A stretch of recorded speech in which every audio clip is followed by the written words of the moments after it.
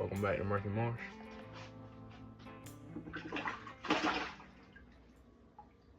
Let's see if we can't cook us some fresh bluegill.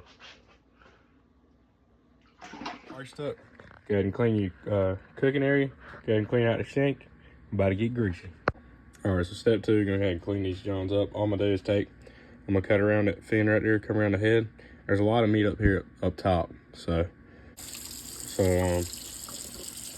I like to kind of wash that slime off to start with before I get going. I hate them slip around in my hand. Go ahead and take them.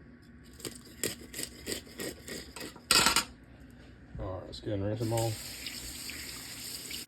I forgot to hit record. That was great. Anyway, all I did was come right here, cut these fins off. I got just as much of that head meat as I could. You see how far I went up? Cut just right here by the gills. And that right there is what a fully clean bluegill should look like. You should be able to push back right there and not feel any scales.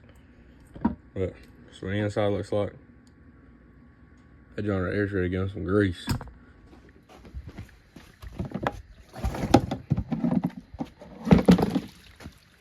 Oh, my strippers. Alright, so I got these 2 bluegill and this bass. Kind of upset I had to keep him, but I didn't want to throw him back. I knew he wouldn't make it. Next step, clean off your cutting board. Make sure you grab 312 napkins so your mama gets mad and yells at you. Wipe your board down. Take and kind of dry off each fish.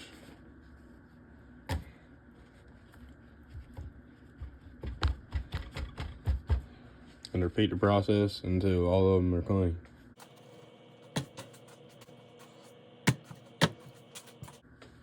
I don't care who you are, you've got to have this in the cabinet. Oh yeah, I'm about to get yelled at for this. It's all in the burner.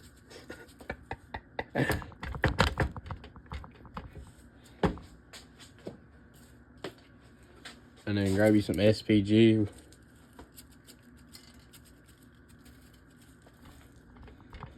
Already got some Cajun seasoning. Got to have that on there.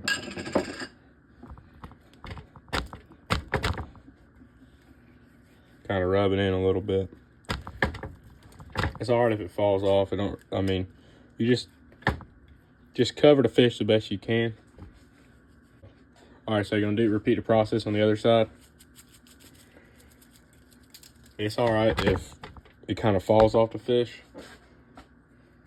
I usually cut them this time right here, and I'll set them in the fridge for about 20 minutes. And then they come out, I just put salt and pepper back on them, and then I throw them in the batter, and then throw them in the grease. So let's throw these in the fridge and let them sit for about 20-30 minutes, or however long you really want them to sit.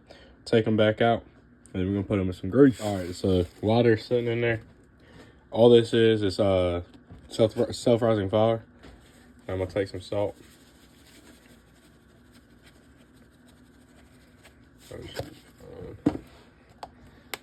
Everybody loves black pepper in this house, so. Throw some black pepper on there. So I can just mix it up a little bit. Making a mess again. Then we just sit and wait for these fish to get ready out of the fridge. And we'll put this on them. And yeah, that's about it other than cooking them. Alright, I think he's ready. So you're gonna go ahead and take your fish. Make sure you cut it real good. Take them and drop them in that grease. Oh yeah, oh yeah, oh yeah. Look at the money now. So I'm gonna keep on singing till my soul catches up to my soul. There's days when my hands go up free. Good God. Sometimes it takes all this stuff I do. Make sure you wash your hands one more time, just for goodness. Alright, so while these fish are cooking up and get ready to feed my body, I'm gonna go ahead and read some of the word for y'all right quick. Maybe fill up the soul. So I'm gonna be reading Matthew 6. It's Matthew 6, 23 and 24. These are some of my favorite verses right here. So in 23 it says, "But if thine eye be evil, thy whole body shall be full of darkness. If therefore the light that is in the darkness, how great is that darkness? No man can serve two masters, for either he will hate one and love the other, or else he will hold on to one and despise the other. Ye cannot serve God and mammon. So I heard somebody explain this to me one time, and it was kind of a cool story. The way he explained it to me is, there was this cat one time, you know, he thought he was all big and bad. Well, he went to sleep one night and he woke up, and I burnt the fire to myself right there. But he woke up in a dream, and there was a fence, and on one side of that fence stood the devil, and on one side of the fence stood the Lord. And well, he looked at the Lord, and the Lord looked at him. He looked at the devil looked at him. He kind of questioned why I was there.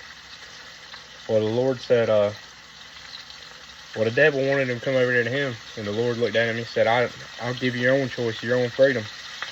But if you go over there, you don't serve me. If you come over here, you don't follow him. Well, he thought about it there for a minute, and he stood in the middle of the fence. He stood on top of the fence. He looked at both of them and started laughing. He said, well, I'll just stand in the middle and I have both of you. Well, it got dark, and he looked over, and the devil grabbed him. And he got confused. He was wondering why, well, he was in the middle. Well, the devil looked at him and said, I own the fence. So, that explained the verse to me, them verses in the Bible to me pretty good. So, I don't know, it's just crazy to me to think about it that way. But, yeah. Let's get back to cooking the fish. Just flipping them. I'm pretty sure I burnt the absolute crap out of both of them, but it'd be all right. So all I did was just take them out of the grease, throw them in this strainer. This was my grandmama's. As you can see, it looks like she's went on somebody's head with this thing, but she wasn't a mean woman unless you made her mad. You know what I mean?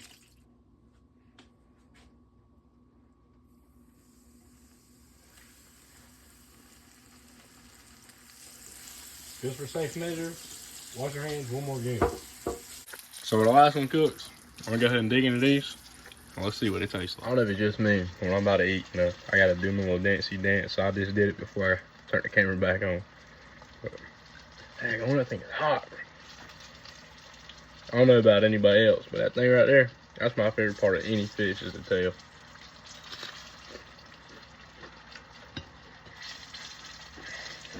I'm telling y'all, that's money due. Damn.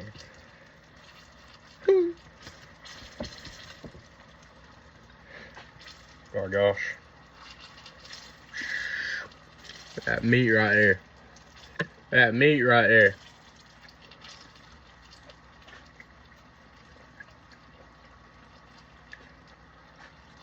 That's it right there. That is money. Well, until next time, Murky Marsh out. Love, peace, chicken grease. And remember, say a prayer tonight.